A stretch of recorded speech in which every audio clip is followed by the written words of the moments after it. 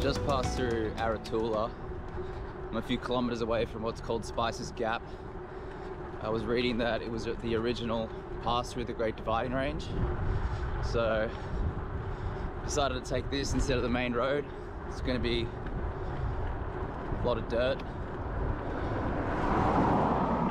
Should be a relatively hard climb. Already done 85 k's today. Feeling pretty good.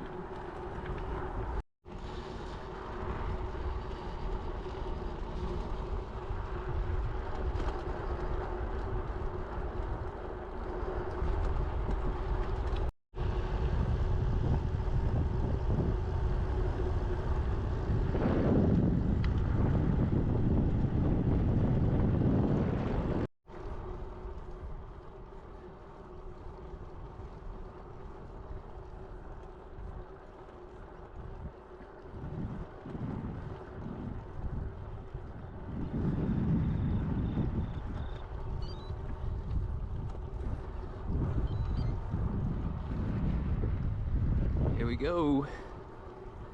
Here's the climb.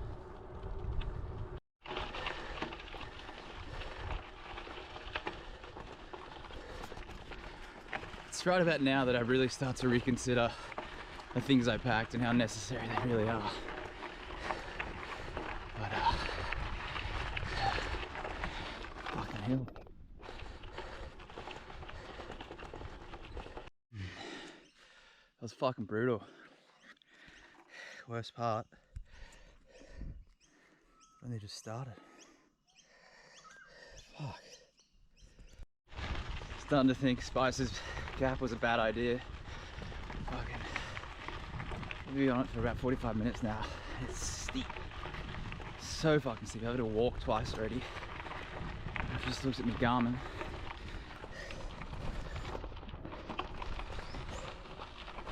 On that dot all the way down the bottom.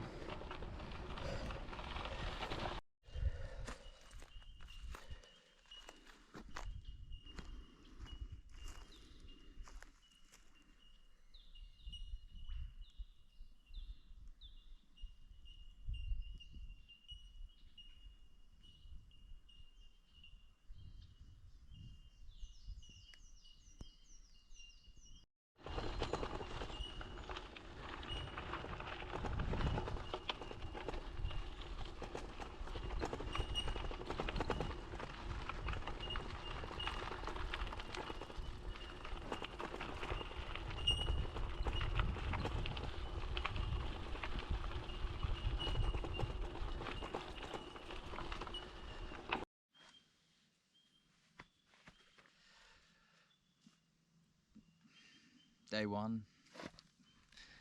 Feel like I overcooked it already. Decided to do the Spices Gap road.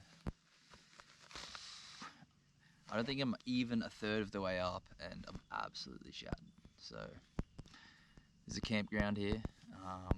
Just gonna camp here for the night rather than doubling back and struggling to find something before dark. I figure I'll set up now and get some rest and double back tomorrow and hop back on the Cunningham Highway back to on my way to Warwick. Nearly 100 kilometers today, but yeah, lesson in humility. So, just to put things into perspective, here you can see the final part of my day riding up Spices Gap. Highlighted in red is the elevation profile. You can see for the final climb it was 3.7 kilometers at an average gradient of 10% on gravel. Ouch. This combined with a fully loaded bike meant I was working pretty damn hard. This 3.7 kilometers took me a whole hour to complete, versus the rest of the ride, which took me about 4 hours to complete 93 kilometers. In the previous clip, I explained that I would be doubling back the next day to ride back up the Cunningham Highway. This was because I thought that I was only a quarter of the way up the climb.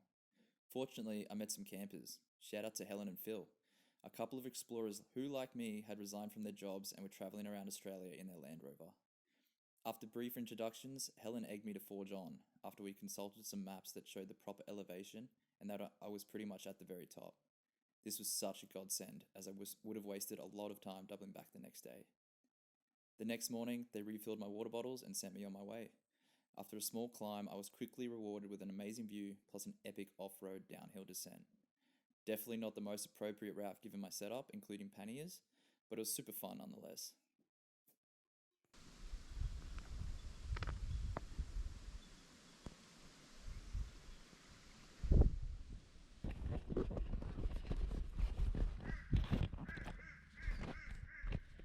Now you're probably thinking, James, you're on top of a mountain in the middle of buttfuck nowhere. How are you gonna have a shower? Well, in life we have to make sacrifices. I'm not sacrificing your shower. Oh, yeah, I guess I am. This is my shower. Wet wipes.